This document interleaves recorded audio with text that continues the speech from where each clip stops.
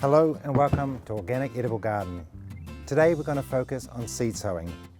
We're going to make our own seed raising mix today with a good potting mix that is sieved.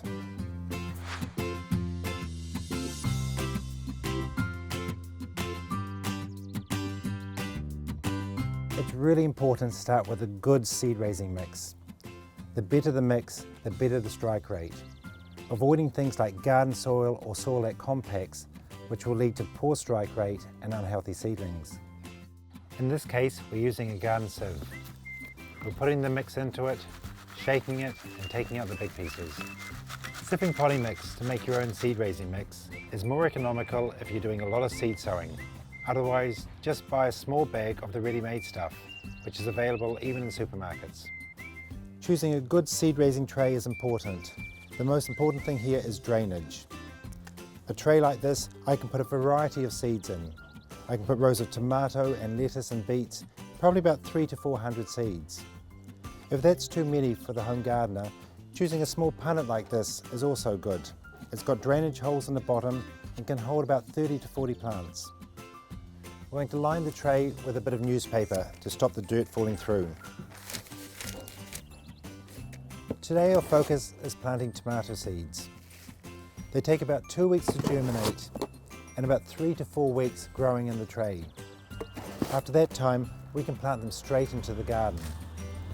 You want to wait with your tomato plants until at least Labour weekend or until the ground warms up.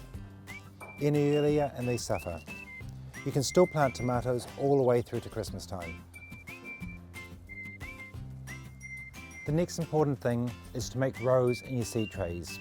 In this case, I'm using a bit of angle iron, but a bit of dowel or other bits of wood are also fine.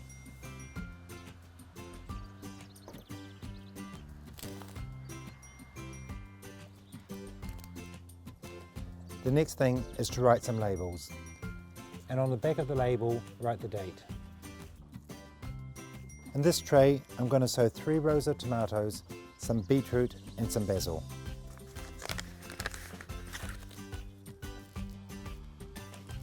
The tomato seeds are medium size, the basil seeds are quite fine and the beetroot seeds are quite large.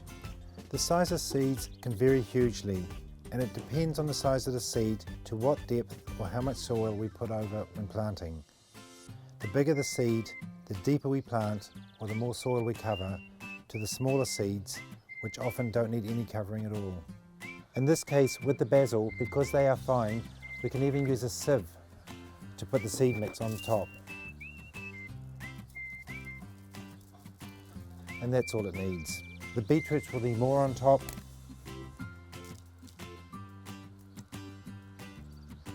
And finally, the tomatoes will need a medium amount.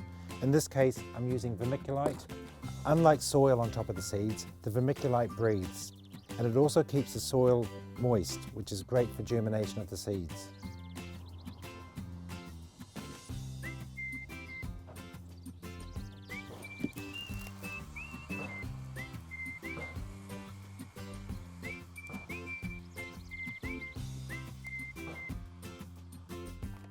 The next important thing we're going to do is water the seeds. In this case, we want to do it gently, so we're using a watering can with a rose on. We're also going to add a little bit of seaweed to this mixture. The seaweed is great for seeds and helps with damping off. Damping off is a fungal disease that affects seedlings, especially in early spring. The seedlings rot at the base and then collapse. Seaweed is the best way to prevent this problem.